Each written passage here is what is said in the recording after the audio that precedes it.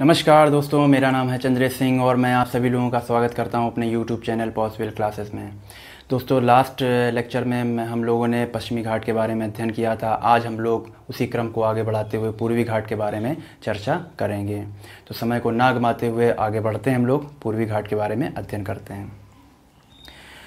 हमने बताया था कि जो पश्चिमी घाट है वो तापी नदी के मुहाने से लेकर कन्याकुमारी अंतरीप तक विस्तृत है, जो कि एक सतत रूप में विस्तृत है। कैसा है? सतत है, यानी कि उसका विस्तार एक लगातार क्रम में विस्तार है। किसका? पश्चिमी घाट का।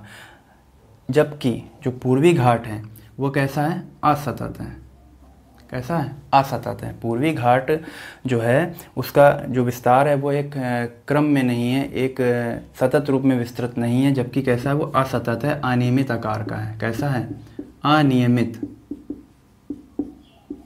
अनियमित आकार में विस्तृत है। कौन? पूर्वी घाट। ठीक है, तो दो अंतर आपको समझ में आए। पश्चिमी घाट जो है एक सतत रूप में विस्तार है उसका, जबकि पूर्वी घाट का विस्तार अनियमित और असतत रूप में उसका विस्तार है।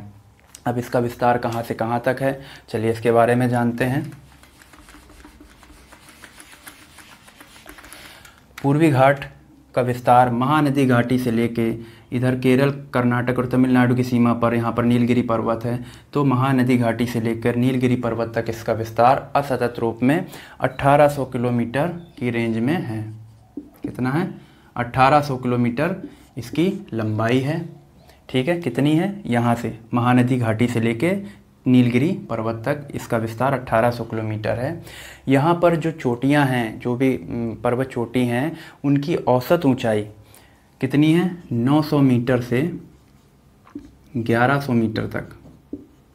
यहाँ पर जो चोटियाँ हमने बनाई हैं इनकी औसत ऊंचाई 900 मीटर से 1100 मीटर तक इसकी औसत ऊंचाई है और इसका विस्तार 1800 किलोमीटर में है। ठीक है, ये तो एक बेसिक सी जानकारी हो गई। आई होप आपको इतनी बात समझ में आई होगी। अब आगे बढ़ते हैं हम लोग। पूर्वी घाट असतत रूप में क्यों विस्तृत है? इसका क्या कारण है? इसका मुख्य कारण ये है कि यहाँ पर जो बहने वाली नदियाँ हैं उन्होंने पूर्वी घाट को निरंतर अपर्दित किया है, काट छाट दिया है। कौन कौन सी नदियाँ हैं? जैसे कि महानदी हो गई, गोदावरी हो गई, कृष्णा हो गई, कावेरी हो गई, इत्यादि नदियों ने पूर्वी घाट को जगह जगह पर अपर्दित कर दिया है, काट दिया, जिस वजह से इसका एक असतत रूप में विस्तार है, अनियमित रूप में विस्तार है। तो आई होप इतनी बात आपको समझ में आई होगी। ठीक है,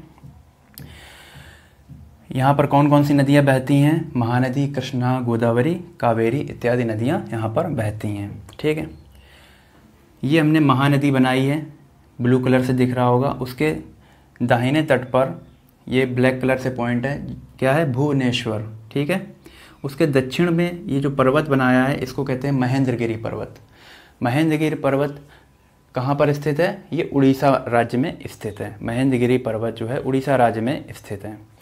जिस प्रकार कलसूबाई चोटी महाराष्ट्र की या पश्चिमी घाट की सबसे ऊंची चोटी है कलसूबाई चोटी, उत्तरी सह्याद्री की भी सबसे ऊंची चोटी है कलसूबाई चोटी, उसी प्रकार पूर्वी घाट की सबसे ऊंची चोटी कौन सी है? विशाखापत्तनम चोटी।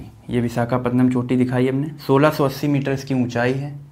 दूसरे नंबर पर महेंद्रगिरी पर्वत है जिसकी ऊंचाई 1501 मीटर है।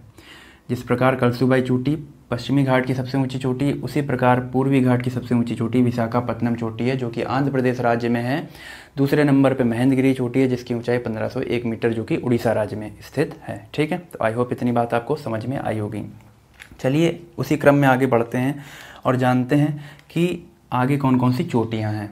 ठीक है, तो ये हमने ग्रीन कलर से आंध्र प्रदेश बनाया है, उसके दक्षिण में हमने तमिलनाडु राज्य बनाया है।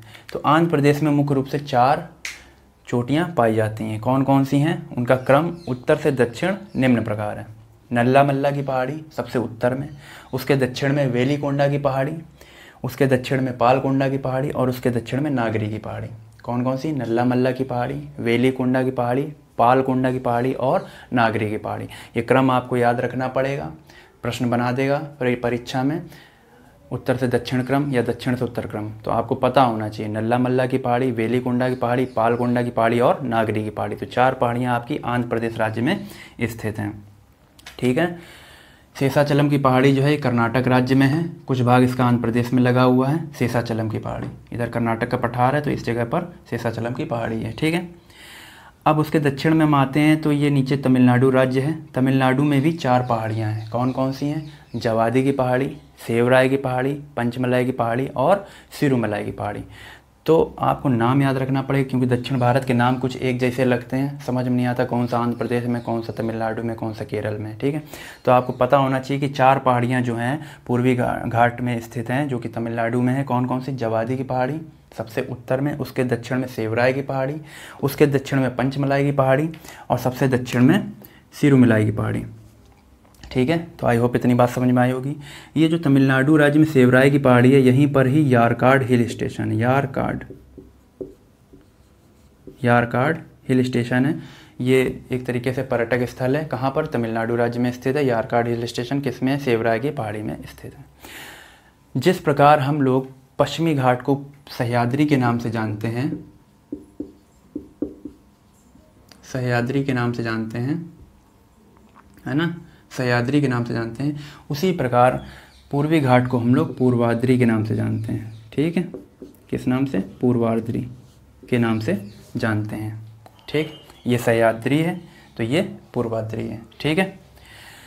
यहाँ पर जो नदियाँ हैं जैसे महानदी, गोदावरी, कृष्णा, कावेरी, है ना, वो कोयला की प्राप्ति की दृष्टि से बहुत महत्वपूर्ण है, क्योंकि वहाँ पर इन घाटियों में गोंडवाना क्रम की चट्टानें पाई जाती हैं, है ना। तो गोंडवाना क्रम की चट्टान मुख्य रूप से कोयला प्राप्ति की दृष्टि से बहुत ही महत्वपूर्ण है, ये हम बता चुके हैं।